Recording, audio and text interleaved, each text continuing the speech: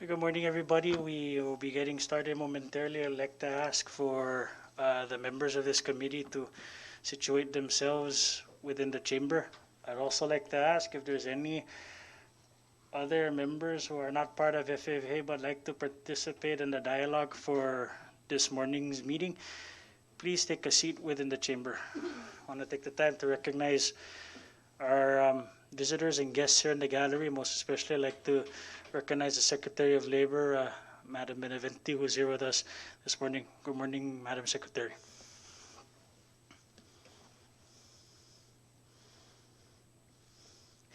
Okay, so before we officially get things in order, I'd like to ask the members in the audience that, I understand that with the time frame, a lot of us do have some things to tend to during this time. And since the secretary is here ready for the start of this meeting, I'd like to ask if it's of no objection if we can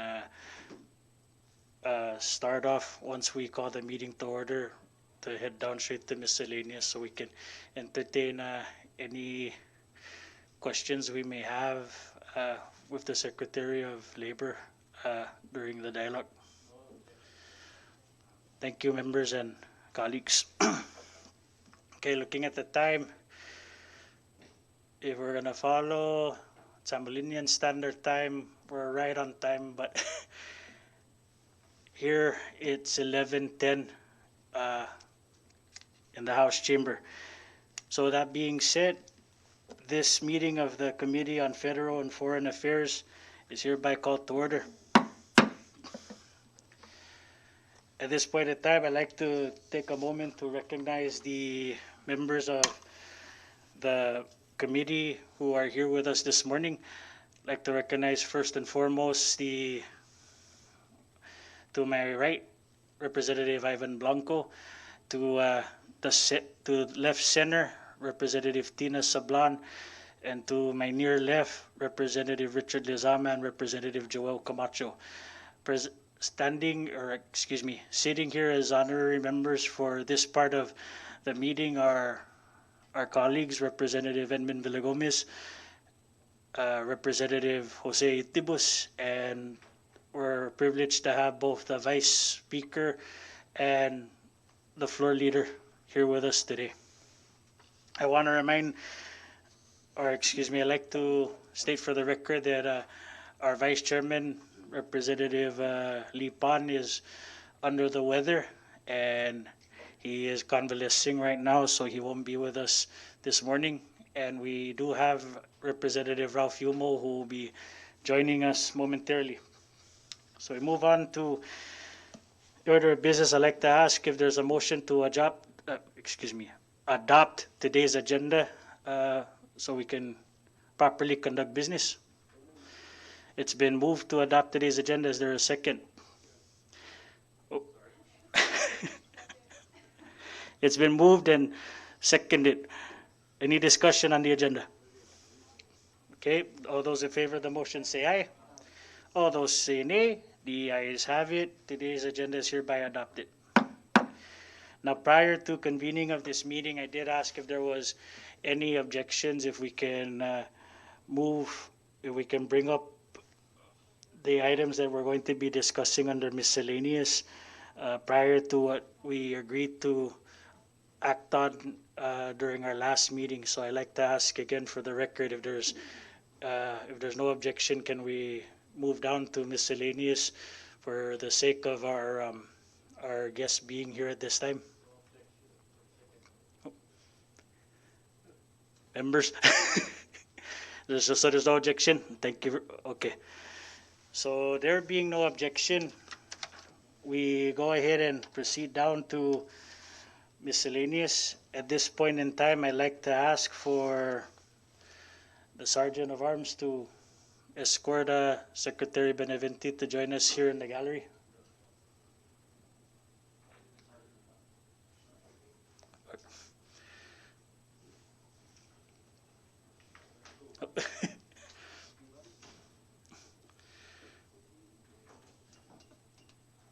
I'd like to thank our honorary Sergeant at Arms, the Vice Chairman or the Vice Speaker of the House, for escorting Secretary Benavente. Um,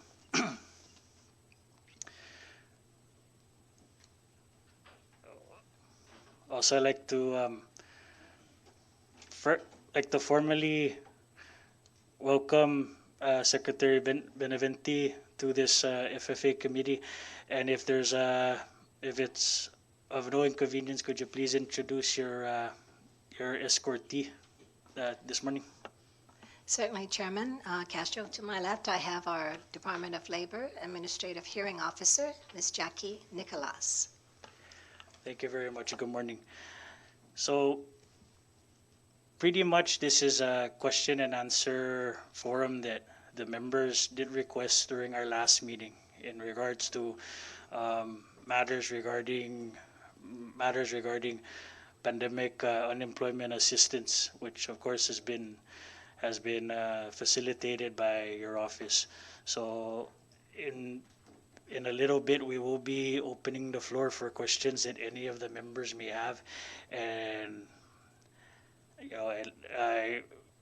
before we open the floor with you, I'd like to take the time to thank you for taking a little bit of your Monday to be with us here to discuss these matters and to dialogue with us this morning. So I'd like to ask, just for the record, please state your name and title, ma'am. My name is Vicky Benavente. I'm the Secretary of Labor for the CNMI government. And Chairman Castro, I just want to let you know I also have prepared a statement and some photos for the committee to review if you wish to see them. Yes. We'll be more than happy to hear your words, and actually I'd like to ask if we can if you need to have those photos set up, or we can visualize them via projector Elmo, we'd be more than happy. No, that's okay. I just brought a hard copy to be just passed around. Just also to ask the members of the committee, please note there's some personal identifiable information in the binders, and so this will remain with the property as the property of the Department of Labor. It cannot go outside of this house, and please do not take photos of the information in the binder. We had quickly put this information together this morning for your perusal, but it is not to be made public. That's okay. Noted, Madam Secretary. So if you so may, you did mention that you have a statement prepared, so I'll give you the floor this time to read off what you prepared. Thank you, Chairman and members of the committee. I'm providing you some data, numbers for the Pandemic Unemployment Assistance Insurance Program, PUA, better known. But before I do that, I'd like to share some pictures, which Ms. Nicholas will be passing around. Please feel free to look through it, and you can ask me some questions about the photos after my statement. As you know, we signed the agreement with the U.S. Department of Labor on March 29, 2020. Just days after Public Law 116-136 was signed by President Donald Trump.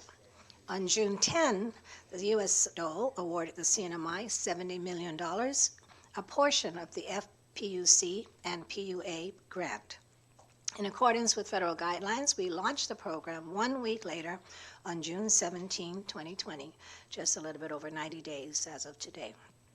Before that date, Governor Torres and Lieutenant Governor Palacios had provided the CNMI Department of Labor with funding to quickly prepare for the FPUC and PUA implementation. The administration provided funds to retrofit our offices in light of COVID-19, immediately hire and train PUA coordinators, loaned out staff from other agencies, and supported the application process throughout the CNMI, including Tinian and Rhoda. Keeping in mind the threat of COVID-19, we tried to distribute PUA applications via online portal and also through a drive-through located at the department's buildings in Capitol Hill. Through our experience with the Disaster Unemployment Assistance, better known as DUA, in 2018 after Super Typhoon Yutu, we were aware that a majority of the PUA applicants would not have access to internet or a computer, let alone a copy machine or sometimes even a cell phone. So the department has held a series of community outreach programs at the Multipurpose Center with the Saipan Chamber of Commerce, the Hotel Association, NMC, PSS. We also had a series of distribution over at the Joten Kizu Public Library, who provided staff and their facility, but I'm sure it's a decision they've regretted. The department also had to undergo a series of training and workshops conducted by the U.S. Department of Labor, which was done via numerous conference calls, sometimes at the ungodly hour of 3 a.m., and also via virtual meetings using venues that I've never even heard of before PUA, such as Zoom, Teams, and Join Me, to name a few. The training was a requirement of U.S. DOLE, something that normally took years to learn, since the CNMI did not and still does not have an unemployment insurance program in place, unlike most of the United States. So here we are, about 90 days into the PUA implementation program. Let me provide you some data that we put together as of September 15. The total number of Department of Labor employees working on the PUA program is 99, including PUA coordinators on Tinian and Rhoda. This also includes current CNMI Department of Labor employees. On paper, for paper applications, the total number of PUA applicants on Saipan was 1,716. For Tinian, it was 187. For Rhoda, it was 143. Out of the 2,046 paper applications received, we have entered into the system about 1,300, leaving about 700 yet to be entered into the portal. This was as of September 15. Today, 6 days later, I can report that we have about 300 paper applications that will be processed within the next few days.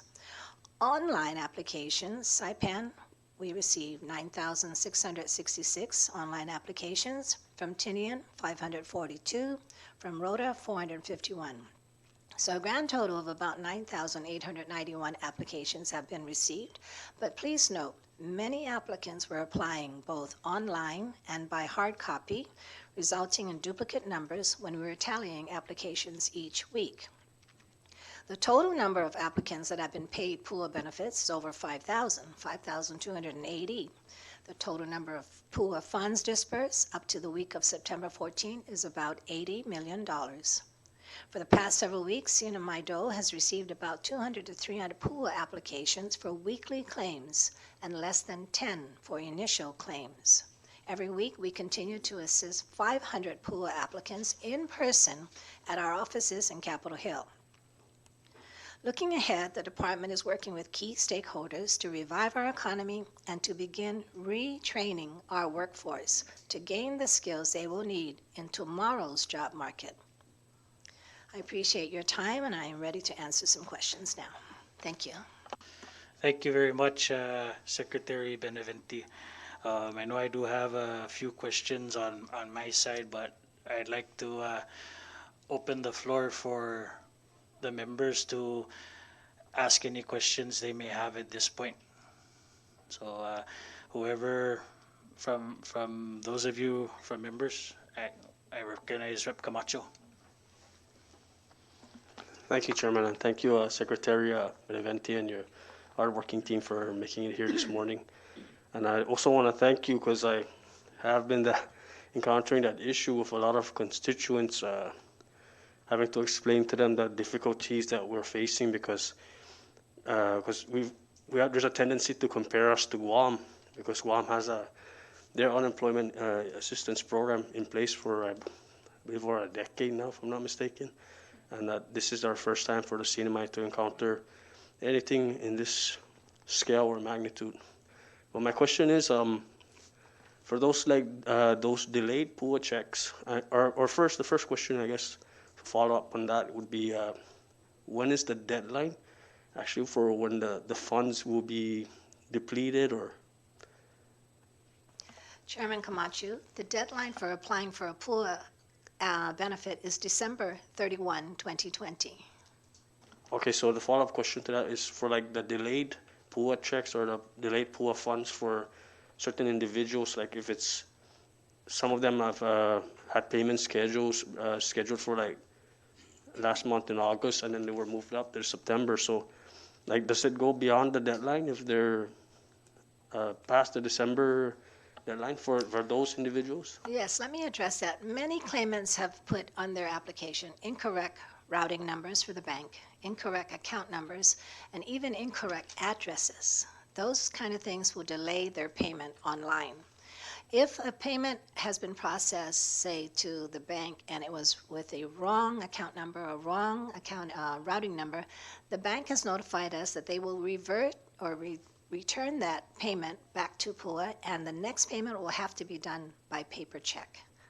Something to do with banking regulations. And so that's causing quite a delay because of many applicants putting incorrect information online or on their paper application, which in turn we put online with them.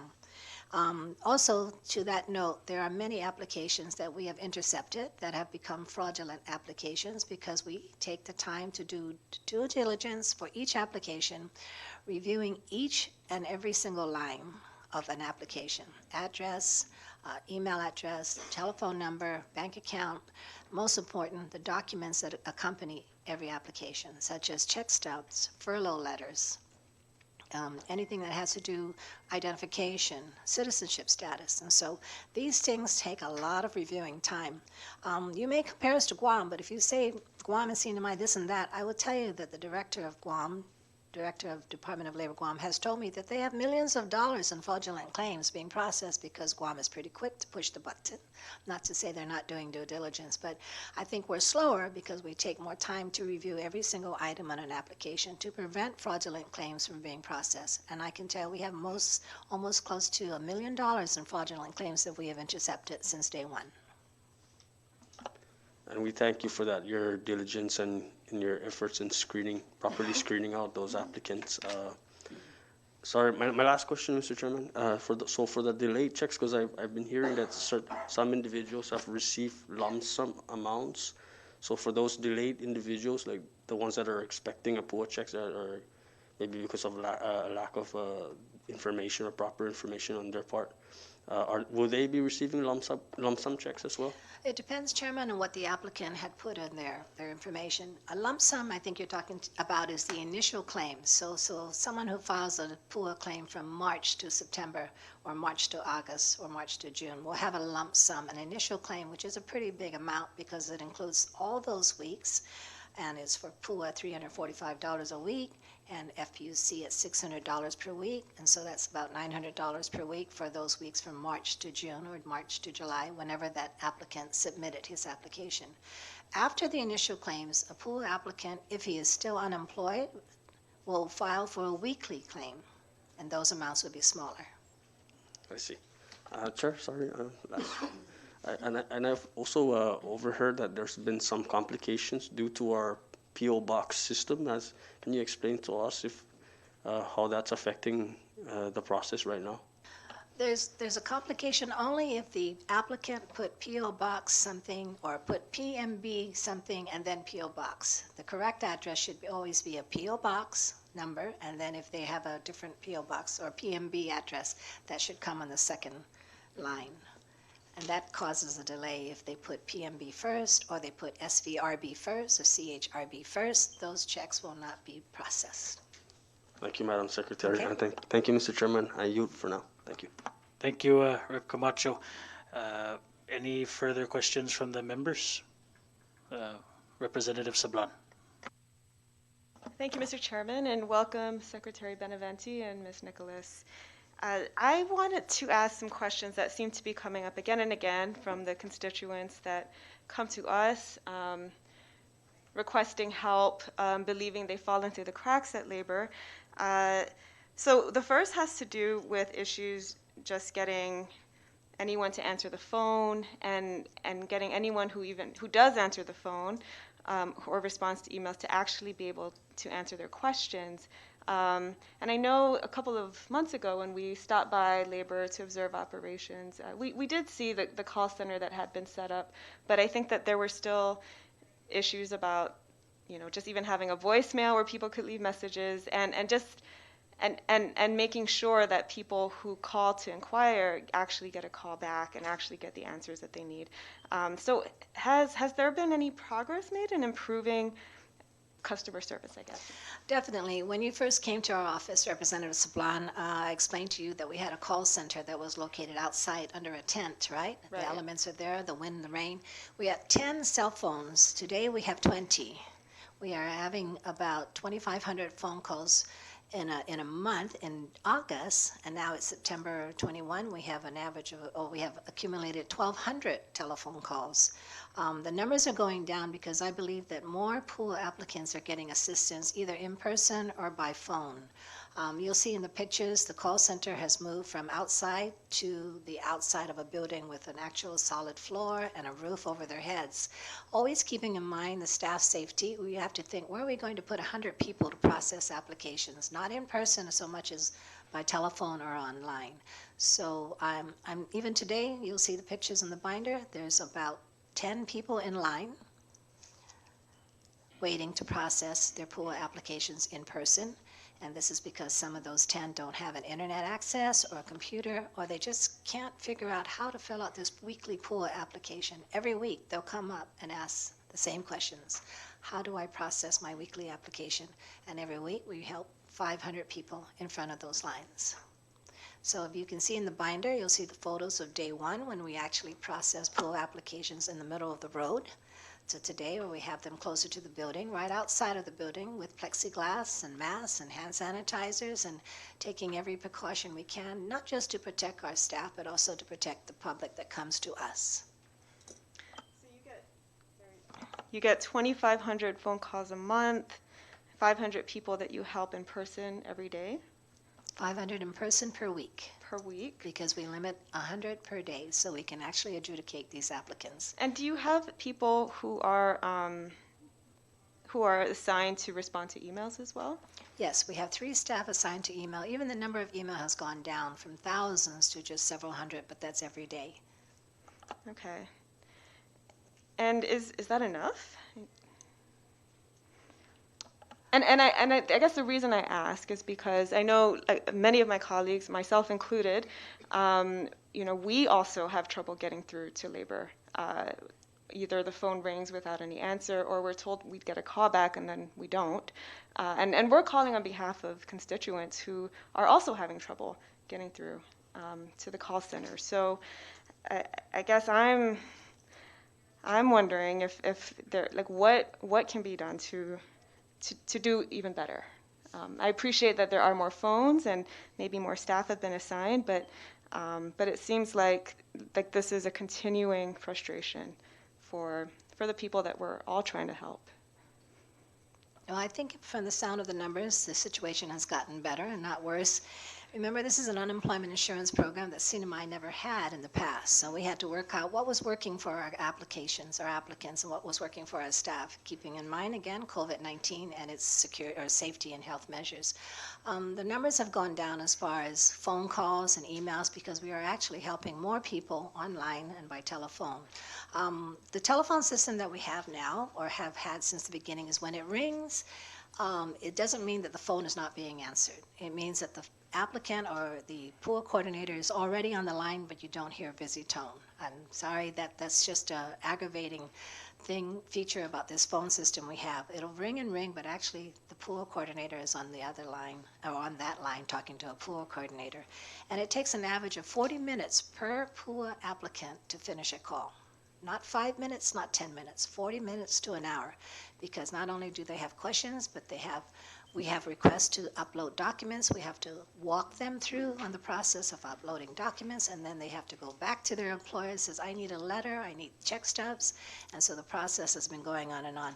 I totally understand the frustration of our pool applicants when they say they haven't gotten a call back or an email response, and that's something we really keep working on every day. This is not something we take lightly. We're trying to help as many people as we can with the few staff that we have. And then, keeping in mind COVID-19, how do you house 99 people in 7 buildings, one of which I had to borrow from another agency, another of which many of the staff are sitting outside in the hot, the heat, the rain, the mosquitoes, the moths, and the risk of COVID-19. So yeah, Representative Sablan, I understand the frustration of your constituents, and I get that every day. My team gets it every day. We are trying our best, and so what can I say? Do you intend to hire more people? I do recall that you mentioned there was additional federal assistance coming to CNMI Labor to assist with program implementation, and this was a couple months ago. Are you able to hire more people? Is that something that you need? We are trying to hire more people, but we are waiting for approval for additional funding from U.S. Department of Labor. So you're still waiting for that as of Yes. 2 months ago? Okay. When do you expect to get an answer? We expect to get an answer when they are ready to answer us. We are in line with Guam, FSM, Palau, the Marshalls, and 50 states, and the states that don't have a UI program. And so the most important thing I think we should note is every week we speak to the U.S. Department of Labor, and they are looking at all the articles, all the press releases, all the comments online and blogs, and they tell me the same thing every week. CNMI Department of Labor, keep up what you're doing. Be careful in processing pool applications. Do not rush the system. Do not make any shortcuts.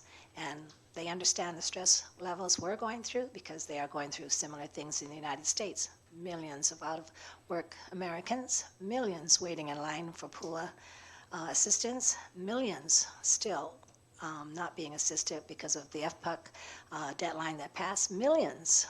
And so when we stand in line and we say we're waiting for approval, I have to really be respectful and say we are respectfully waiting for approval for additional funds. I can't bang on the table and say, hey, Sure. CNMI needs more funding. But specifically approval for additional funds so that you can hire more people to implement the program. That's correct. Okay. And then the other very common question that we've been getting lately is people are reporting that that their payment dates are being changed without notice or explanation, and also that they're being transferred from direct deposit, which was working fine initially, to paper checks, and they don't understand why. It just creates more delay as far as they can tell. Could you address those two issues? Yes, for the paper checks being converted from direct deposit is because, again, wrong account numbers, wrong addresses, wrong routing numbers. But these are constituents who were receiving direct deposits in their At correct one time, accounts. and then it got rejected the second time. Once it gets rejected, the bank will not keep processing a direct deposit. It will Why would stay it with get paper check. rejected the second time? Incorrect numbers. Even though it got there correctly the first time? That's right. And that's the error of the applicant? Most likely, yes. And so once it's been rejected, they cannot go back to direct deposit? According to the bank, they cannot go back to direct deposit. They have to be processed with a paper check. I see. If I may suggest that that be explained to the applicants, because they don't seem to understand that, at least not the ones that have been coming to the Yes. legislature. And then what about the changes in payment dates? Many applicants received a payment date notice on their online portal, and then they expect it is, for example, I think they receive a payment date of September 1st, right? And they don't get it on the 1st. They start calling, why don't we have our payment on the 1st? Just because they have a payment date listed on their portal for September 1st doesn't mean the portal will process it on September 1st. The portal has a certain monetary limit, and I think it's about $20 million per week that it will process for pool. It won't go over a certain amount, just for, for safety and to keep the level of funding at an eyeball level. And that's a security risk. Okay.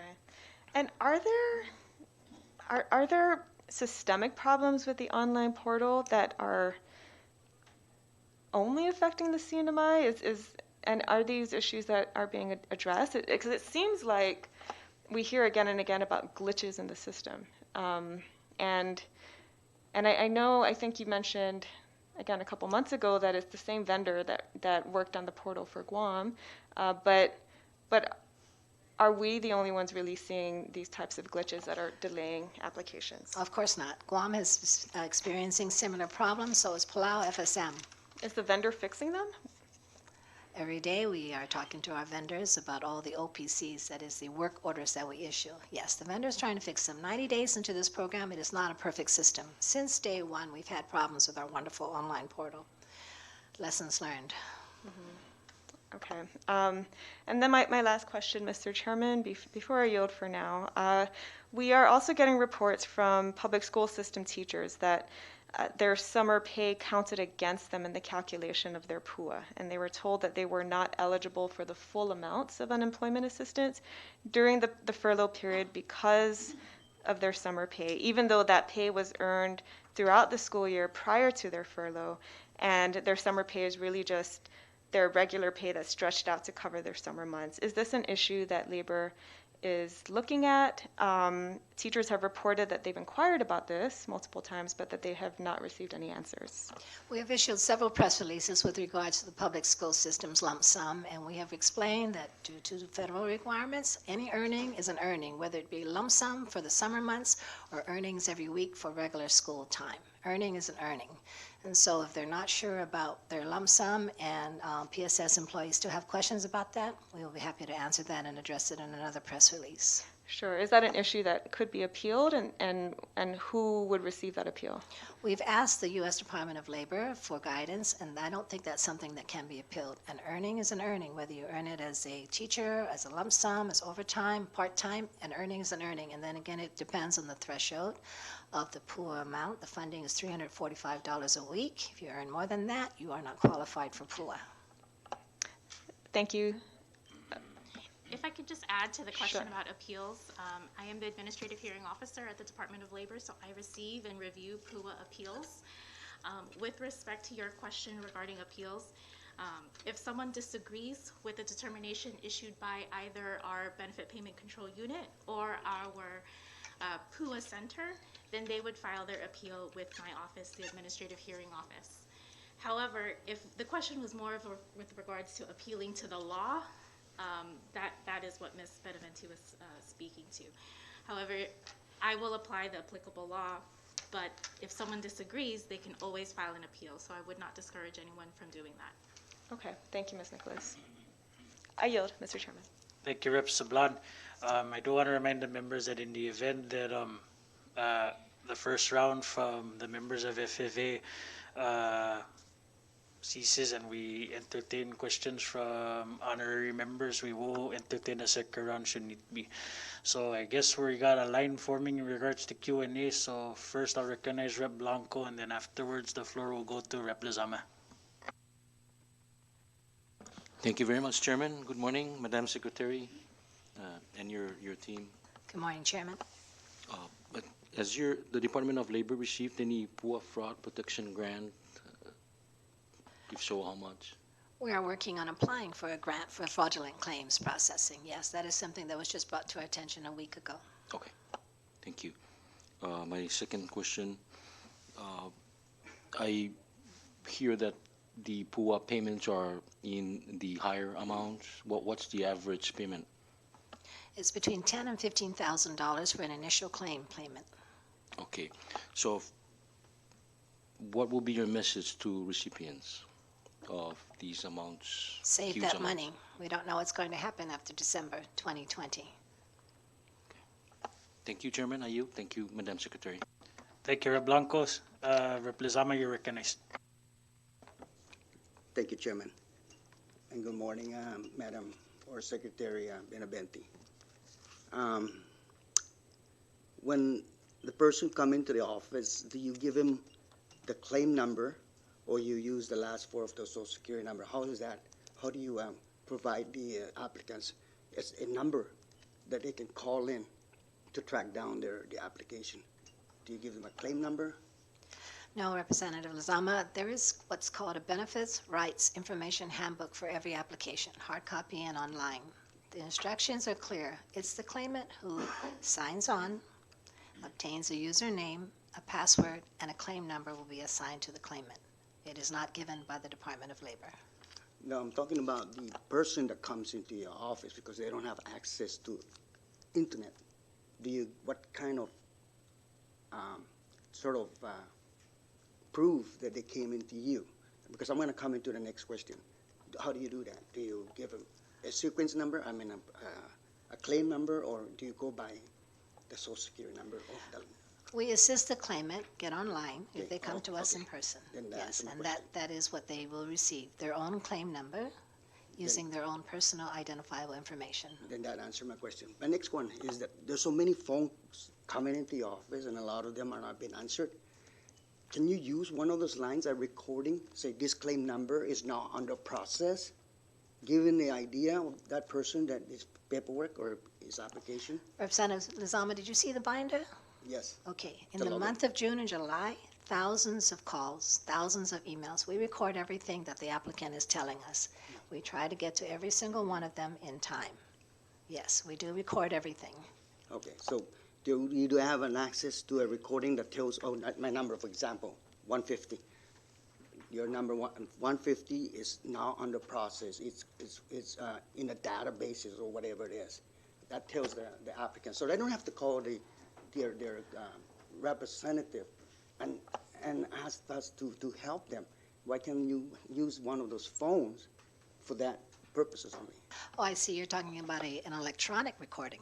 Okay. No, each case is very different. It really depends. Some applicants have different reasons or different issues, different problems, different challenges. And so we've never really used a recording to say, hi, this is the PUA call center, your claim number 999, and you're going to be seen or helped on September 28, 2020. Nothing like that. We try to address each applicant by telephone or in person. I hear back. Thank you, Rep. Lizama. I'd like to recognize the presence of Member Representative Ralph Yumol. Since this is the first round for members, I'd like to ask if you have any questions for the Secretary this time.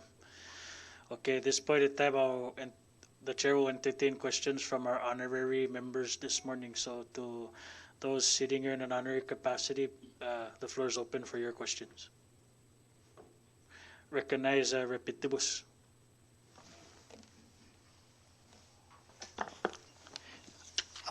Thank you, Chairman.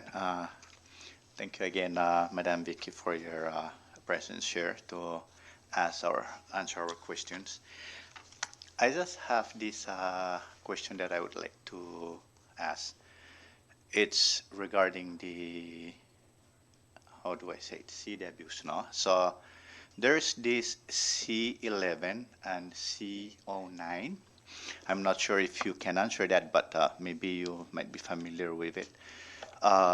There's some that quote and they're asking, can you try and explain the difference between the C11 and C9? Because accordingly, the C11, they get to receive the PUA, while C09, they're not eligible. Can you just share if you have an idea?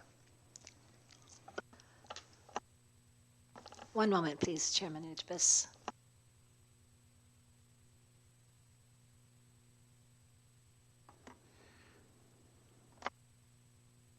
Maybe let me just, okay, the CW, that's the employment authorization, this is for aliens with minor USA citizen kids, while the CO9, that's the employment authorization for parents with 21-year-old citizen kids.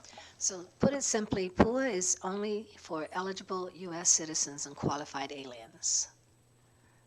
EADs with CO9 status are not eligible for PUA benefits. CWs are not eligible for PUA benefits, and I'm just trying to look up C11. Okay, yeah, C11 is alien with minor USA citizen kids. Then they are not qualified because of that first word, alien. So as long as you're a CW, regardless whether you have a U.S. citizen kids or a minor, you're not eligible as long as you're CW. If your status is CW, you are not a qualified alien. You are not qualified for PUA, not eligible for PUA. Okay, all right. Thank you. Maybe I'll mute for now, Chairman. Thank you, Repetibus. Any further questions to our honorary members or from our honorary members? I recognize the floor leader. Thank you, Mr. Chairman, and thank you, Madam Secretary Benavente. The question posed by Repetibus, only U.S. citizen is qualified for applying PUA. Only U.S. citizens and qualified aliens are eligible for PUA benefits. Qualified aliens as if green card holders? Correct. Permanent residents, green card holders, correct. And certain categories of EAD holders. Okay, EAD. Are there instances that an applicant of the Commonwealth uh, when they receive their, it shows that they received through Net to Bank that it was approved by Guam, PUA. It reflects that they're approved by Guam, PUA. Is that happening? Yes, that's another issue, Chairman. Many pool applicants in the CNMI had applied using Higher Guam's net website by mistake. And so when they were paid by Higher Guam or Pool Guam benefits, we had to work with Guam Department of Labor to reverse those charges, and actually work with the Bank of Guam as well to see what was the system we were going to use. It's not as simple as just pressing a button and reversing it back to Guam Dole, and then pressing another button and it goes to CNMI PUA or CNMI Dole. There are many things we had to do, technical issues that had to be worked out. Okay. So you have encountered those, some applicants are being approved by Guam, PUA, Yes, sir. and those that are received through Net to Bank are being held by the banks, or like as you mentioned before, those that are not complete or were mistaken, they're returned to the PUA account in Saipan. That's correct. Also, I should note that if the poor applicant had a relationship with Guam Department of Labor, they would already be on Guam's Higher Guam portal. And so that was some confusing technical issues we had to deal with. Many of our applicants had already an ID on Higher Guam portal, and when they applied for PUA, the system already had their SS number and their name, and so it processed them out of Guam PUA. Thank you for that response. My last question is, for those applicants that have claim numbers and were also made appointments and with your office, and they were responded that their application has no is clear and just awaiting for payment.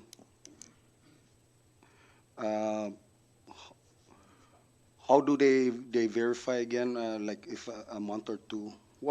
So my question would be, if your applicant is clear with your office, there's no guarantee a time frame that you can assure them that payment will be coming out? Well, Chairman, they're supposed to get an online portal determination notice of approval or notice of denial.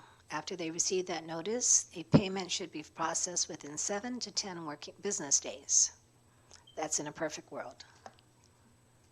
Okay, so with the with your statements earlier that you guys were catching some fraudulent claims, how are you guys? How much? How many of these applicants are here in the cinema that you have caught that you were able to get the funding back, or for those that you haven't get the funding back, how many of these applicants are out there? Luckily, all of the fraudulent claims were located outside of the CNMI. All of them had U.S. addresses. All of them have red flags, as we call them, peculiar email addresses or addresses outside of the CNMI is the most common. If we see that someone is living in the United States and applying for Higher Marianas, that's definitely a red flag, and we intercept that and stop the payment right away until we can verify if the applicant is truly a CNMI applicant. Thank you for that response. I hear you for now, Mr. Chairman. Thank you, Floor Leader. Any questions? Well, first, do any further questions from our honorary members? I'd like to take the time to recognize Rep. Benavente. After Rep. Benavente yields, the second round for the members of FFA will begin with Rep. Lizama opening that round. So, Rep. Benavente, thank you for joining us. The floor is yours. Thank you, Chairman. To the Secretary, the terminating date to file the PUA is basically on July, right? I'm sorry, Chairman, I cannot hear you. Is the terminating date for filing the PUA application in July or the last part of July? No, Representative Benavente, the last date is in December for PUA. Okay. I think you're referring to the FPUC benefit, which was supposed to expire in July. Okay. So let's say that you file, and because based on the information that I was getting from some of my constituents, they have mentioned that, they gave them a terminating date that they have to file that application prior to the July 30th or 31st. With that said, they submitted their application and everything, and they had it on time. They said they had it on time. Unfortunately, there was no any kind of correspondence or information relative to the situations of their existing application that is still pending with the Department of Labor. So basically, that's why just this morning, they have mentioned again, and I came up. There were 2 individuals that addressed this issue that are still pending, and they were wondering why.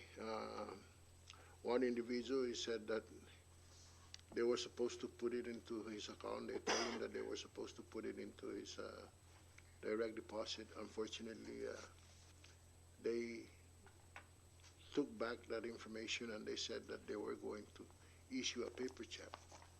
So that's why I am trying to find out some information with regards to how is that, inconsistency or not really being informed as far as the recipients are,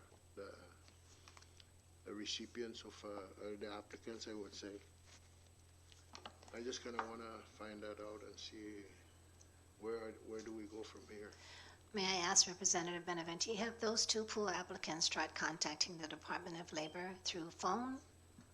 And they have attempted, but unfortunately they were not able to communicate with. May I ask, have they tried contacting the PUA Labor Department by email?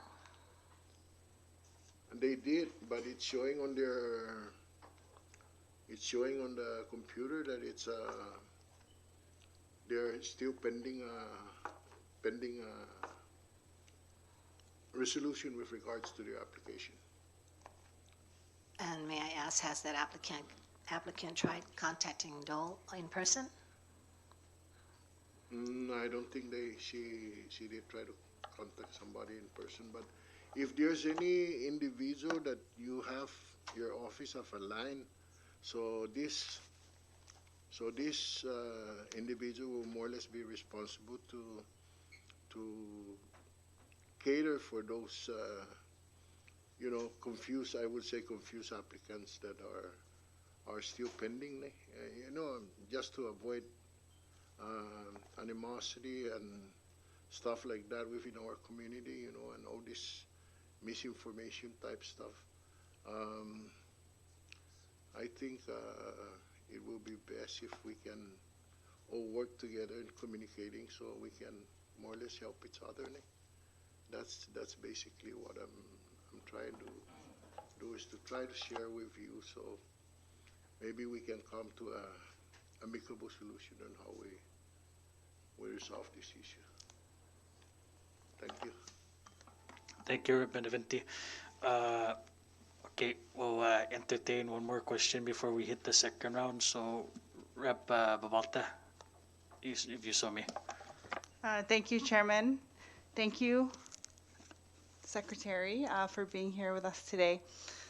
Our office receives requests for assisting applicants at the community level, for example, at community or youth centers. And I know I spoke with you about this before. Can you comment on whether this would be possible now? And if not, why or why not? In my opening remarks, Representative Babalta, we mentioned our outreach, and we did go out to the multipurpose center.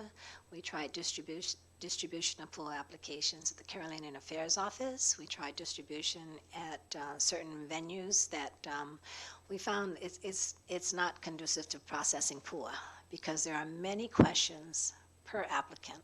And we have very limited manpower at that time when we first started. Yes, we have 99 people working on PUA now, but still going out there into the community, exposing ourselves to the threat or the risk of COVID-19, I will not allow it. We will stay at the PUA headquarters in Capitol Hill for two reasons. Number one, the U.S. Department of Labor has always advised us to protect the integrity of the program and not to have applications going out north and south of the island. Keeping it in one area, protecting all of these applicants' personal identifiable information is very, very important. As you know, technology nowadays, you just take a picture of an SS number and there you have it. You become that person with that SS number. So two reasons, health and safety, and also for the risk of security for these PUA applicants. So as far as outreach, we would prefer to stay up at Capitol Hill, and we do have 7 buildings with 99 persons helping out in either by phone, by email, or in person. Thank you. In this very stressful environment, for you and your team assisting our community members, facing frustrated and sometimes angry people, my last question is, how are you and how are your team, what kind of resources are available for their safety, for their well-being during this time and maybe after hours? Thank you for showing your caring. Truly, gentlemen, ladies, the PUA team has been under a lot of stress for the last 90 days. You won't believe the language that has been used upon us in person and on the phone. Ridiculous accusations, just outright profanity.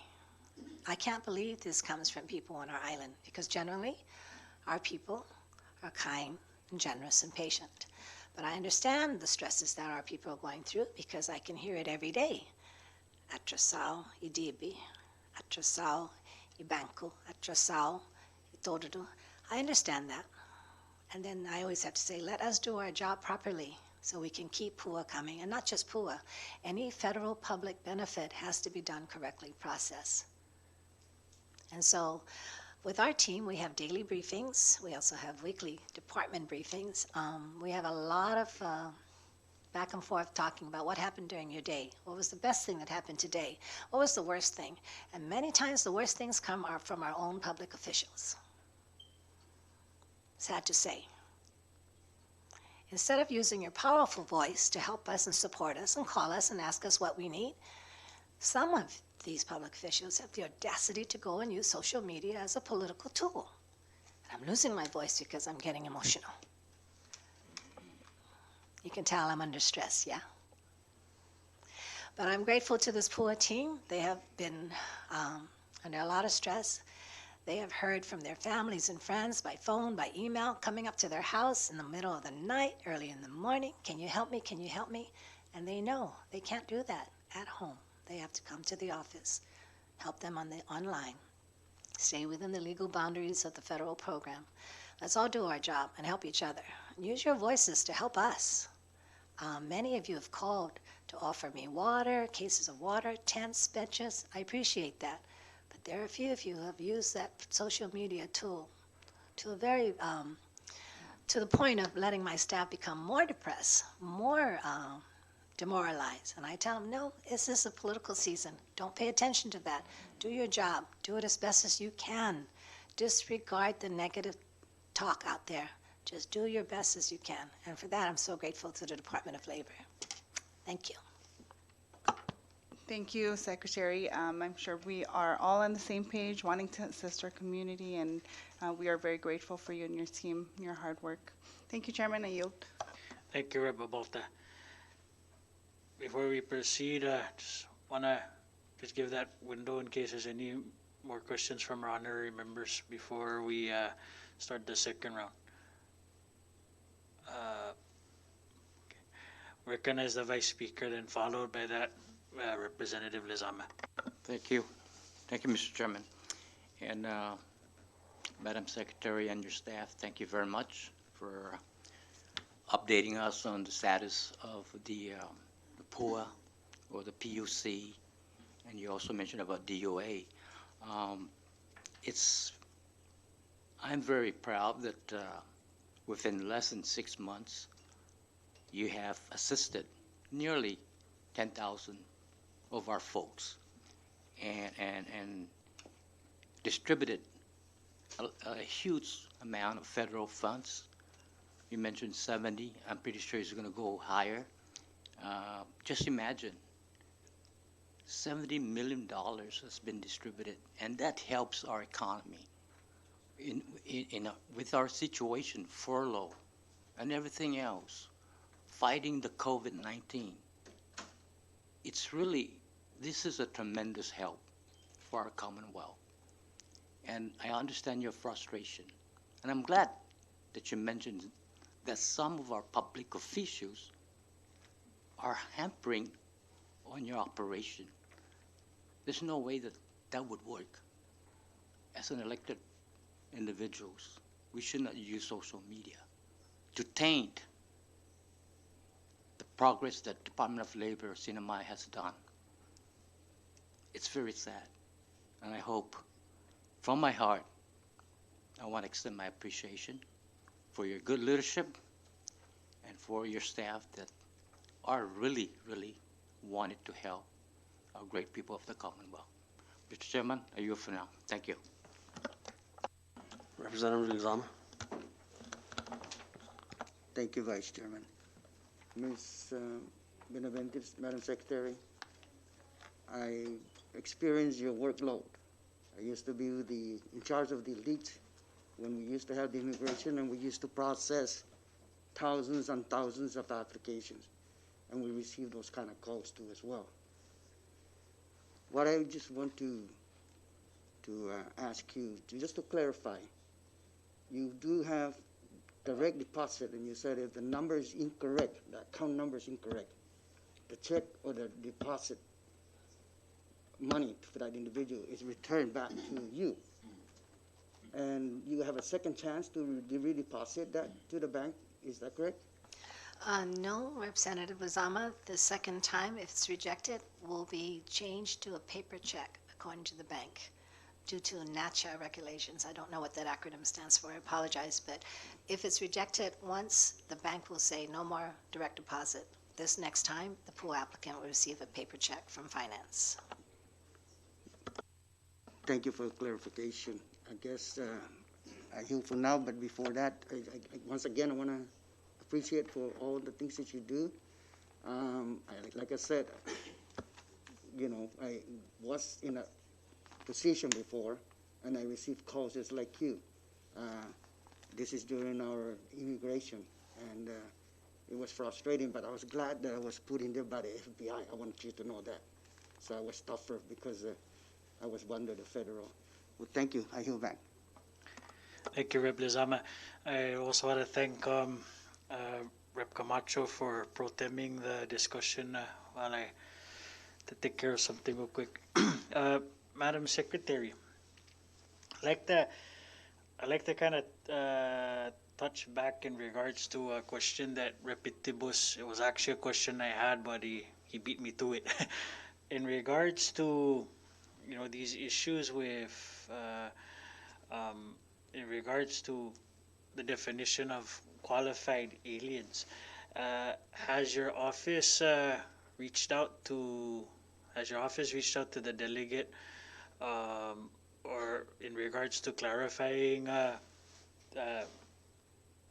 this matter in regards to C11, C9s, and their eligibility in regards to PUA? I know that I think we're the only state or territory that kind of falls under this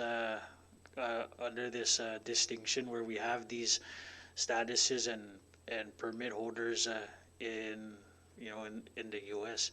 I just want to see if that kind of was brought up to your discussions, with the Labor Department during this time. Chairman Castro, is your question, has the Department of Labor reached out to Delegate Khalili Sablan regarding the eligibility of certain qualified aliens? Okay, whether to the delegate or whether to the Labor Department itself. The U.S. Labor Department? Yes, ma'am. Yes, of course, we have. I'll let our administrative hearing officer touch a little bit on the eligible qualified aliens so that you're aware. Jackie. Proceed, madam. So the definition of a qualified alien is listed in our benefits handbook, but I'm going to state it now for the record. It is an alien admitted for permanent residence under the Immigration and Nationality Act. It is an alien granted asylum under Section 208 of the Immigration and Nationality Act, a refugee admitted to the U.S. under Section 207 of the same act, an alien paroled into the U.S. under Section 212 of the same act for at least 1 year, an alien whose deportation is being withheld under Section 243, an alien granted conditional entry pursuant to Section 203, and an alien who is a Cuban or Haitian entrant as defined by 501E of the Refugee Education Assistance Act, and an alien who has been battered or subjected to the extreme cruelty of the U.S. or otherwise satisfies the requirements of Section 431 of the Act.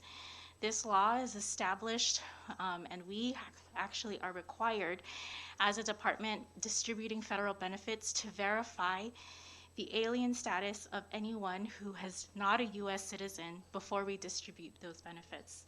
In distributing benefits to anyone who falls under those qualified aliens, we have to utilize and partner with USCIS through their SAVE program.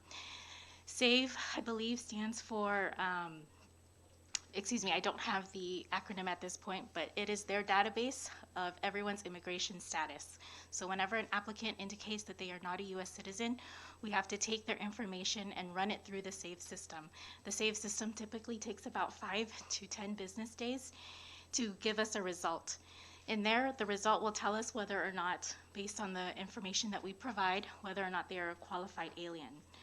There are certain categories listed under the EAD, which is the Employment Authorization Document, or their card. And those categories that are qualified as a qualified alien are A02, A03, A04, A05, A08, A12, A16, C11, C19, and C33. All right, proceed. Leave it to a lawyer to have all of that ready. But that's another process that our pool coordinators have to deal with regards to verifying non-U.S. citizens or qualified aliens or CW workers who demand that their case be appealed or reviewed and addressed. And so our BPC unit, the Benefit Payment Control Unit, was created in the very beginning of PUA. Guam does not have a BPC unit. Palau does not have a BPC unit. It is just a CNMI who opted for that. And we chose to do that because we really want to show the U.S. Department of Labor that we're taking every step to verify every applicant is eligible. The problem that we found out early on is that the message is anyone can apply for PUA, but not everyone will qualify. And that was a confusing message for some of our non-qualifying or non-eligible applicants. And so now we have to put it out there all the time. This is the list of the definition of a qualified alien. This is the definition of a U.S. citizen. And all of that has to be processed and checked individually by our pool coordinators. Does that answer your question, Chairman? To a degree, yes. And I guess if any of the members or any of our honorary members would like to, get some more elaboration, I'll open that to them. I'll recognize Rep. Blanco and then I'll recognize Rep. Sablan. Thank you very much, Chairman Castro. Madam Secretary, the PUA, is it considered an earning? No, it is a public benefit. Okay. So, say I am a PUA recipient all the way to December, and then when I file my tax for FY20, would my PUA award be considered taxable? It is, and in the application, all applicants are asked, do you want the tax deducted now at the onset, or will you pay the tax at the end of the year through the 1099 form? So Jackie just corrected me. PUA is a taxable income. Yes. I see. Thank you. Thank you very much for that clarification, because that question will probably come up later on once folks start filing their taxes. Thank you very much. Chairman Ayub. Thank you, Rep. Blanco. Rep. Sablan, you're recognized. Thank you, Mr. Chairman. Going back to the question of qualified aliens, so for individuals who hold humanitarian parole status and have EADs, are they considered qualified aliens for PUA? EADs is a large category. That means employment authorization document. There are different categories within EADs that are considered qualified. Right. Those categories are the ones that I listed. But With respect- specifically the CNMI humanitarian parolees who have applied for CNMI long-term resident status, are they considered qualified aliens under that definition? With respect to that particular question, it's a little difficult because the claimant has to have actually had been granted that status while they were working or during the pandemic period and the weeks they are claiming for. So if they have just been granted that status, which relates to your question regarding C09, which is a pending changes in their application, they technically will not qualify if they are claiming weeks that they were not already that status. Right. But we have a population of people with parole status that was renewed from year to year since like 2015. At least, maybe even earlier. So those people should be qualified then. That's correct. Okay. It really depends on what their category is listed under the EAD cards. So Okay. that is the document that we look for when we are either doing our reviews or in my appeals. We look for that specific evidence that shows I am this status, I am that status, versus someone just telling me, oh, I'm an EAD. Right. And they Right. can't be in the process of getting an EAD. They have to be a qualified EAD holder already. Many Okay. of the applicants that come to us say, oh, I'm processing it, here's my receipt. That does not qualify them for the pool benefit. And then for those individuals, I mean, as you know, we don't recognize asylum here, but we do have individuals whose removal has been withheld. And so those individuals, if they have EADs and withholding of removal, some kind of documentation, then they should also be eligible for PUA. So for an alien with deportation or removal being withheld, the evidence that we look for to qualify as a qualified alien is the INS form 1688B, the INS form 1766, and or an order from an immigration judge that says that they are that status and are undergoing those proceedings. And on that INS form, keep in mind that it also has to annotate that it's been approved for that status. It's not just they've applied for that status. So it has to have been annotated somewhere on there by USCIS or the reviewing officer that they've actually gotten that status. Okay, thank you for clarifying that. My next question has to do with these issues that we were discussing earlier about the confusion that arose when some applicants applied through Guam or somehow got Gov Guam to process their payments, and then their bank accounts have since been frozen. Have any of those issues been addressed with any of our applicants? And if not, you know, what does it take to unfreeze these accounts and resume payments for these individuals? In the last 2 weeks, we've had conference calls with the Bank of Guam, the CNMI Department of Finance, the Department of Guam Labor, and the Department of Guam Administration. And so we've worked out a system where we are resolving the issues where bank accounts have been frozen because an applicant was paid by mistake by Guam Department of Labor or Guam PUA. So those issues are being addressed now. Lessons learned again. Sure. Is there a timeline, though, for that you can speak to at this time in terms of when these accounts could be unfrozen and when they could start getting I their wish I could payment? say, Representative Sablan, for my timeline, I'd like to have it done tomorrow. But because of banking regulations, government regulations, federal regulations, these things take time. We are doing our best to resolve them as quickly as possible. About how many people would you say are affected by this issue? Which issue? This issue of bank accounts being frozen and payments being mistakenly processed out of Guam? I would say about 30. 30. Okay. And just to clarify, the bank accounts being frozen, it is not their entire bank account. It is only the amount that was processed incorrectly. Okay. And if in cases where someone has stated their entire bank account has been frozen, it's because those are the only PUA funds left. Okay. Thank you. Hopefully those issues will get resolved soon. And then for our Rhoda and Tinian constituents, so we are also hearing concerns that they bring their issues, their questions, any sort of application problems that they're having to the labor staff on Rhoda and Tinian, but that the staff there don't have access to the online portals and that they're not getting any responses from Saipan. Could you speak to how service for our neighbor islands could be improved so that residents there could get the answers that they need? Understandably, our constituents, our PUA applicants on Tinian and Rhoda are as frustrated as I am with how quickly or not quickly their applications are being processed. But again, the majority of the time, it is the applicant who has not submitted the correct documents, who has not submitted complete IDs, check stubs, and so forth. We do have PUA coordinators on both islands, and we do have dedicated PUA coordinators on Saipan addressing only Tinian and Rhoda applications, and so. Okay, but is there a way to address access to the online portal on Rhoda and Tinian? We've decided that same thing as DUA, we had only access at PUA headquarters to protect the integrity of the program.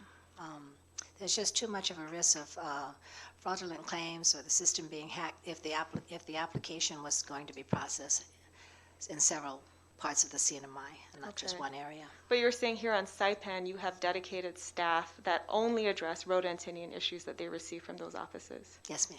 Okay. How many people are doing that for Rhoda and Tinian? 3 or 4 at a time. Okay.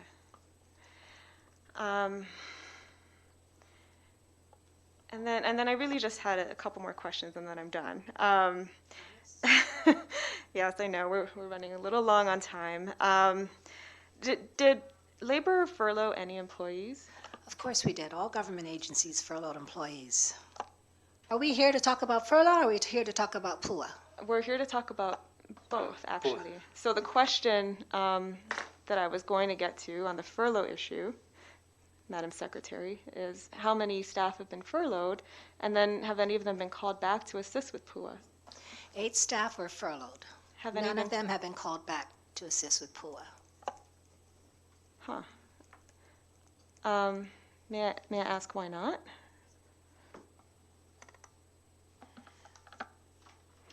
Do you know why staff were furloughed, Representative Sablan? Well, I understand that you received additional money to implement this program.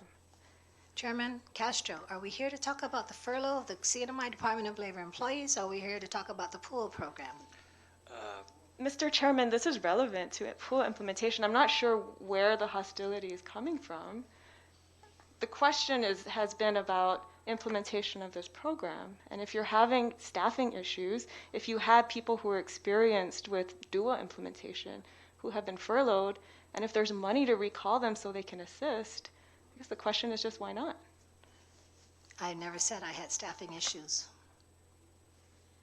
If I can just add, a lot of the staff that were furloughed had ongoing issues, personnel issues, and those are the reasons partially why they were not recalled. But because of the confidentiality of those personnel issues, and since we're having this broadcasted online, we don't want to go into the details. But there were issues. I'm not asking for details on personnel issues. So the question then is if you furloughed employees and you had additional funding to beef up your staff to implement this program, your call then is not to hire anybody back who's been recalled. But it's not for lack of funding, it's for these performance issues then. I apologize for my so-called hostility. I'm a little bit hungry. The question is, have I decided to call back furloughed employees? Have I decided? The reason we furloughed employees, number one, was the budget. As you remember, back in December, January, February, we were encountering issues in the CNMI with regards to government revenues. There were things happening in Hong Kong, protests. There were things happening on a global level that had affected the CNMI. I am just not prepared to answer your question, Representative Sablan, with regards to the furlough employees. And as Ms. Nicholas said, there are some issues, HR issues, not just budgetary issues, but there were reasons for these employees being furloughed, and which were all clarified with our Office of Personnel Management. I see where you're going with this, and I really don't I'm not comfortable with the direction we're going. I'm not being hostile, I'm hungry. So forgive me for my so-called hostility. Chairman Castro, I ask if you have any more questions. Please let me know regarding PUA. Other than that, I would like to address Ms. Representative Sablan's questions about furlough in another venue or another time. Okay. I do know that in regards to the letter that was sent it was in regards to questions regarding PUA. Yeah, and if I may, Mr. Chairman, my question regarding furlough was really relevant and really specific to how this affects PUA implementation. And so we don't have to belabor this point. I accept the Secretary's apology. I understand that she's hungry. I think we all are. My final question is, Madam Secretary, if you would consider designating a liaison to address legislative inquiries, I think what I have in mind is more along the lines of how U.S. congressional offices deal with federal agencies and departments. There are always individuals assigned to handle congressional inquiries, and it just helps move the process along. It helps catch constituents who may be falling through the cracks, and I think all of us have experienced some frustration getting through to the call lines, the emails. I know I myself have a number of emails that have gone unanswered and phone calls that have not been returned, and so is that something that you would consider, designating a legislative liaison to handle inquiries from this body and improve the lines of communication with your department? Which legislative liaison, congressional, are you talking about? To handle casework, really.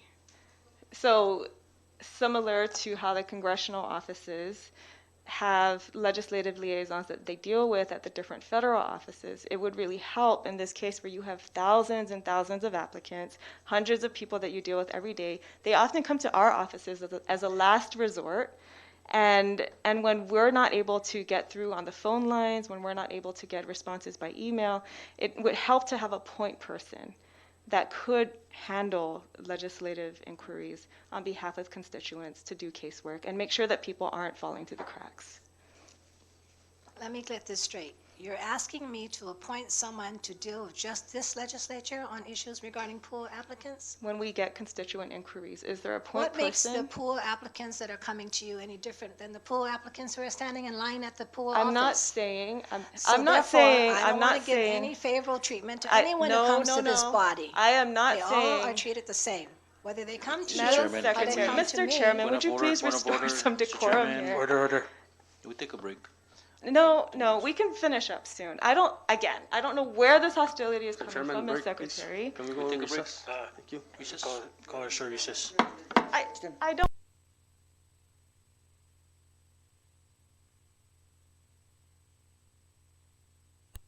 All right, members, let's proceed back in. I do know we do have one other member who stands ready to ask any questions in regards to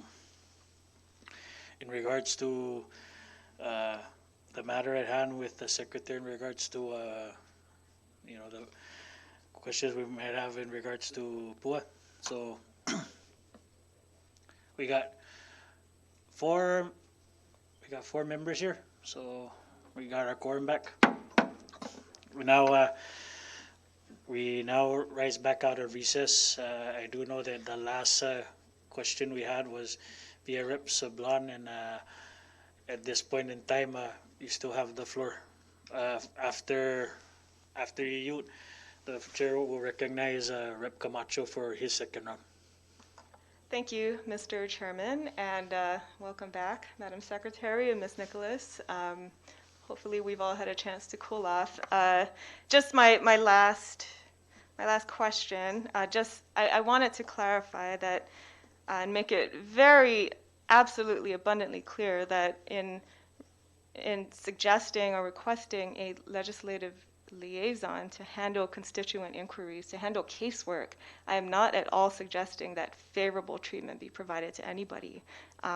What I had in mind as a former congressional caseworker myself was that we would have designated points of contact to reach out to agencies on behalf of constituents to inquire about the status of their cases, nothing more, not to put pressure or on how a case should be adjudicated in one way or another, but also, just to recognize the reality that sometimes people fall through the cracks or have language issues or have trouble communicating with government departments or whatever it might be. And when they come to legislators, it's often because they're at their wits' end and because they do need some help of some sort. And that's all I was asking. And I think we've addressed this enough, more than enough. And if that's something that you could consider in the future, Madam Secretary, I think that would help tremendously to improve service, improve communications between our offices and yours, and also relieve some of the pressure on your time as well. So we're not constantly calling you to the legislature to answer questions. Thank you, and that's all. I yield. Thank you, Rep. Sablan. Madam Secretary. I just want to say thank you, Representative Sablan. I think we're all in agreement that we all want the same things, get these PUA benefits out to people and help them as quickly as possible, as correctly as possible. Thank you. Thank you, Madam Secretary. The floor recognizes Rep. Camacho for his second round. Thank you, Mr. Chairman. And Madam Secretary and your staff, thanks again for your presence here this morning. I just want to follow up on the question I asked earlier. I don't know if I got a response or if I blundered. But the question is, I know that the cutoff deadline for the PUA, you said, was in December 2020? December 31st, the PUA program will expire. The last day to file a PUA application will be the week ending December 27. Okay, so that's the question. I believe that's where my question lies. Is for those, I know some applicants have received their PUA since March or June or whatever month it was. So for those that are waiting or pending approval, start receiving their PUA checks. Does that extend past 2020 or the December 31st deadline? Or? And then again, Chairman, that depends on their unemployment status. Okay, so say they were unemployed for 2 months and they were approved. Do they get paid a retroactive, or so they do get a retroactive? Yes. Okay, that answers my question. Thanks again, Madam Secretary. Thank you, Mr. Chairman. Thank you, Rep. Camacho. Any further questions from the members for the second round? Any from our honorary members in attendance? Okay, Madam Secretary. Sorry. Recognize Rep. Itibus. Thank you, Madam. Chairman. Madam Vicky, this relates to the question that Chairman Camacho just asked. So, an individual is eligible for the PUA, then got that lump sum. After receiving that lump sum, got a letter from the employer saying that the employee already got terminated. So what would happen to that employee? He can't apply for PUA anymore? Of course he can. He can continue applying for PUA benefits, provided he provides the documentation, the employer letter. And again, it also depends on his prior earnings. As long as he provide that letter from the employer that he's been terminated, submitted in, then he's to be eligible. Yes, letter and also check stubs. Okay, all right, okay. Thank you for that clarification. Ms. Jackie, I did ask you when I go over there, but just for the record, those A02 and those C that you mentioned, when I was just talking to you, you said that you did mention the C11, they're eligible for the PUA, while C09 is not eligible. Is there, where can I refer these people too when it comes to this C11 and C9?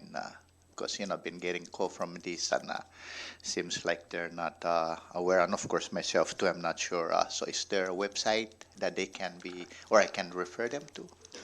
USCIS publishes an EAD catalog, which is a listing of the different EAD statuses and what it means. So the website, or the document that I use, is from the USCIS website. And if you come down to section C09 with regards to the EAD code, they categorize that as an EAD whose employment is granted based on an adjustment in status applicant. So practically speaking, this would be a CW who recently got married, who is applying for either permanent residence or another status. In the meantime, they are awarded an EAD based on C09 because they're waiting for their application to be granted. However, unfortunately, C09 is not a qualified alien. Okay, thank you very much. I got that website already. I will refer some others if they have questions. Thank you, Chairman. Thank you, Repetibus. Prior to, my apologies for not recognizing you earlier.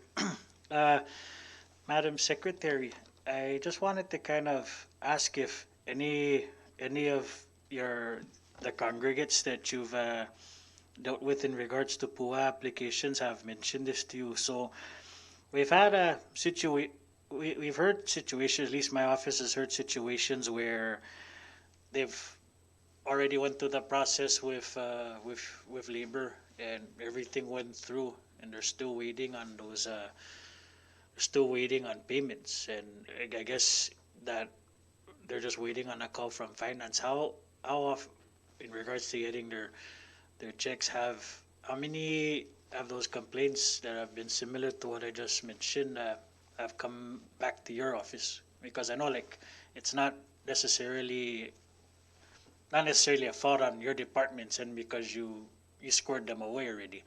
It's in regards to having their payments come to them. That's I guess what I'm trying to ask. So Chairman, just to clarify, PUA applicants will not receive a call from finance Okay. for PUA benefits. They're either mailed a check or they will receive direct deposit because their account numbers are all correct, or addresses are correct. In the beginning, when PUA first opened up, we had thousands of inquiries. Where is my PUA application? Now, 90 days into the program, the most common question is, when am I going to get the weekly benefits? Many the applicants have already received initial claims benefits, and now they are waiting for weekly claims.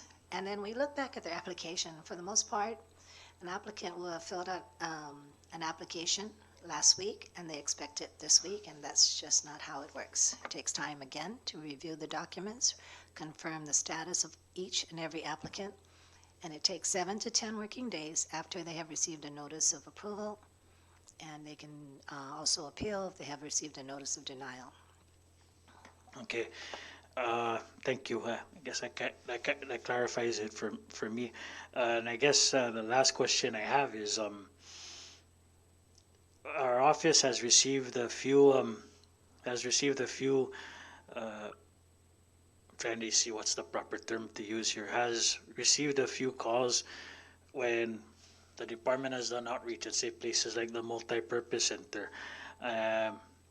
They were told that when it came time to making copies, they were asked to do it someplace else because the office didn't provide that service. I kind of wanted to see if that's still the case, or has the department been assisting? We have been assisting with paper copies since the beginning. We brought our copy machines to every outreach. We still make copies for all of our applicants at the headquarters, and we are not charging our PUA applicants for any copies. Okay, because I do know that I know that I know that Carolinian Affairs and even, like, say, my office has kind of assisted in regards to that matter. So that way, at least it helps to streamline the process when they get to your side of the hill. So I just want to make sure, because I know that you did mention in the beginning of this discussion that you have been trying your best to upgrade and enhance the customer service part of the process. So just want to make sure on that. Any further questions from both our committee members and our honorary members prior to closing Q&A? I guess the members are ready at this time. Madam Secretary, I do want to leave you with the opportunity to make some closing statements prior to your excusal this afternoon. Thank you, Mr. Chairman. First of all, I want to thank the staff who provided this delicious soup. I feel a lot better. Also want to thank the members of the committee for the questions. These are questions that are not new to me, but the PUA program is new. The PUA program has never been implemented in the CNMI. Let's not wait for another epidemic or pandemic to come to a consensus on how we can help our people when crises hit the economy, hit the islands. And I really agree with Representative Sablan when we say we all have to work together. We're all coming from the same place. I agree with all of you that these questions were because of constituents calling, constantly asking. And only thing I can say is promise you that we continue to do our best. Our staff continues to work hard. And we welcome any inquiry from any of the members at any time. And thank you for all of your concerns and your assistance all through this last 90 days. And let's work together on maybe getting some legislation regarding an unemployment insurance program in the CNMI. Looking forward, we are going to need help with training our people on new skills, new jobs, a new economy, and what they say, that new normal. It hasn't been easy, but I am very grateful to Jackie and all the DOE directors who have stood by me from day one, and especially the staff. Thank you, Mr. Chairman, and members of the FF&A. Thank you. I also want to, on behalf of the FFA committee, as well as our honorary members that sat with us throughout these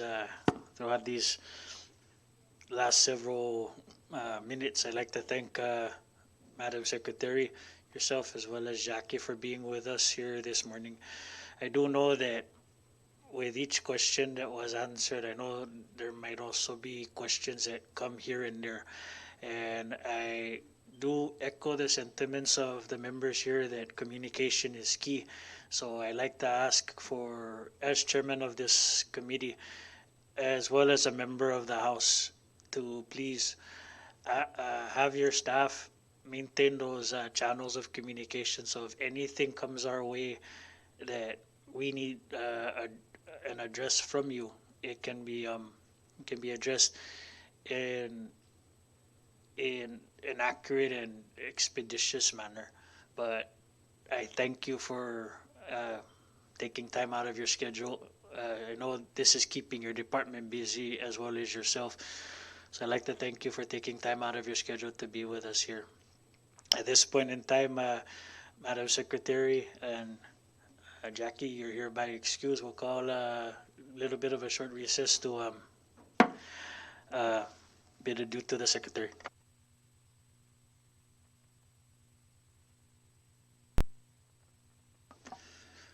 Okay, so we got 4 here, so that's a quorum. So just gonna wait on Rep. Camacho and Rep. Blanco to make their way back into the chamber.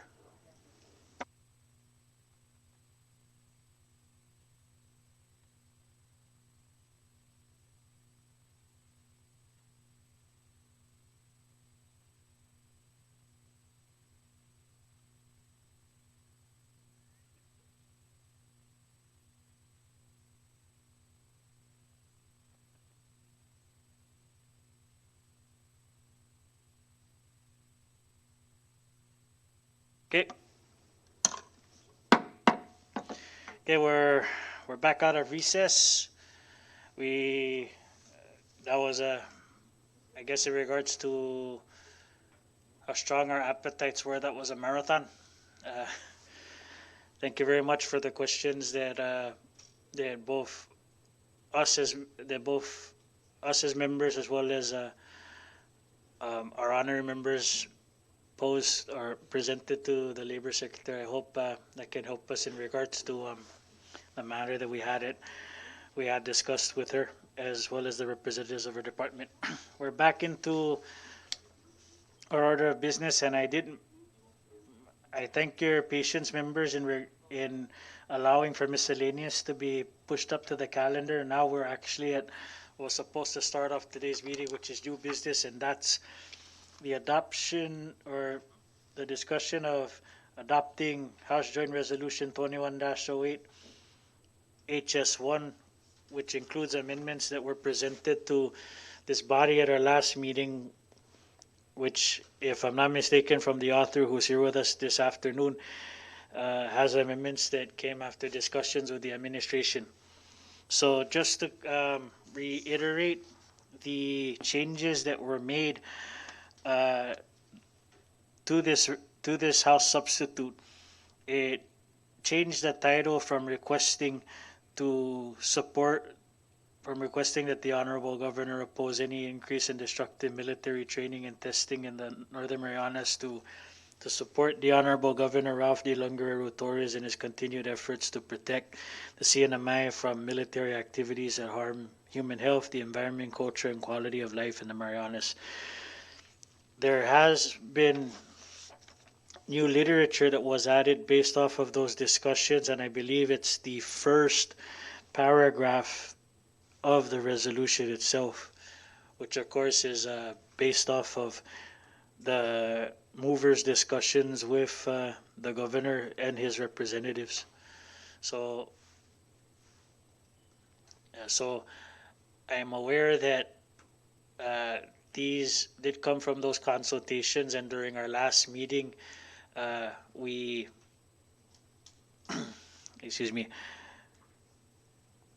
we decided to retract the previous motion to adopt today due to the fact that we bypassed the 72-hour window. So I'd like to see, I'm going to open discussion on this to see if we shall go ahead with adopting it, or if there's any further discussion we need to add with the matter at hand. Okay, the members are ready. Rep. Babalta, I'll give you this last opportunity as an honorary observer to state your piece before we move with voting. Thank you, Chairman, and thank you, members. Again, I and the members of OCW 670 are grateful for all of your efforts in regards to this resolution. I believe it is coming at a timely event, as the 9th District Court ruled that bombings on Pagan and Tinian are not necessary. So I look forward to the committee report, and again, thank you and your team, Chairman, for strengthening the report so that we can send that over to the Senate. I yield. Thank you. Thank you, Babalta. So I guess we heard already before we stated, before we gave the floor to Rep. Babalta. So at this point in time, the chair will now entertain a motion to adopt House Joint Resolution 21-08 HS1 in the current form presented to us. It's been moved and seconded. Further discussion? All those in favor of the motion say aye. Aye. Those opposed say nay. The ayes have it. House Joint Resolution 21-8 HS1 is adopted by the committee. Thank you very much, members, for that. That actually takes care of most of our order of business. Going down to announcements, since we already took care of miscellaneous. Actually, Mr. Chairman, just also under miscellaneous and related to this resolution, Okay. may I just ask when the committee report will be ready? What's our timeline on that? Okay, so I know that the thing that was delaying it was the transcribing of public comments. That's already been done. So all it is just a matter of just compiling everything, Madam Clerk. So those are all squared away. So I believe with that, as well as this current form that we just adopted, I hope we can have the committee report compiled and ready for signature as soon as possible. Moving down, or anything further under miscellaneous? Okay, moving on to announcements. I know that I know we made a decision on one particular bill, but we do have one other bill that was transferred over to, or that was referred to our chambers, which is House Bill 21-122. In case members you're familiar, this is the bill that would require the POW MIA flag to be displayed wherever the American flag is displayed as well. I know, if I'm not mistaken, this is already governed under federal law. It is a statute that was implemented not too long ago. So this is the Vice Speaker's bill. So primarily, it's to allow for that particular banner to be displayed with the American flag. So I will be calling a meeting for further discussion on that down the line. So I will keep you guys informed when that meeting will be. Thank you very much, members. Anything further under announcements? Okay, ready? At this point in time, the floor will now entertain a motion for item 7 in our order of business, which is adjournment. It's been moved and seconded. Further discussion on the motion? Okay. All those in favor of the motion say aye. All those opposed say nay. At 12:58 legislative time, this meeting of the Committee on Federal and Foreign Affairs is hereby adjourned. In case you guys are hungry, there's some soup in the conference room.